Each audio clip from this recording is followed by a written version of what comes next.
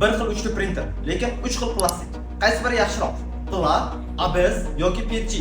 Pla bu ekologik toza va yangi boshlovchilar uchun eng qulay bo'lgan plastik hisoblanadi. Ammo u issiqqa chidamsiz. Quyosh nurida egilib qolish ehtimoli mavjud. ABS bu ancha mustahkam va quyoshga chidamli plastik hisoblanadi.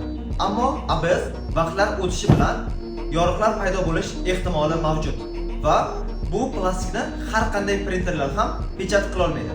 Sababi uni temperaturasi juda ham balandligida. Ya'ni plastik juda ham baland temperaturada eriydi. Ya'ni 260-240 gradus atrofida plastik eriydi. PETG esa har tomonlama qulay plastik hisoblanadi. Ya'ni u issiqqa ham, sovuqqa ham, hatto suvga ham chidamli plastik hisoblanadi.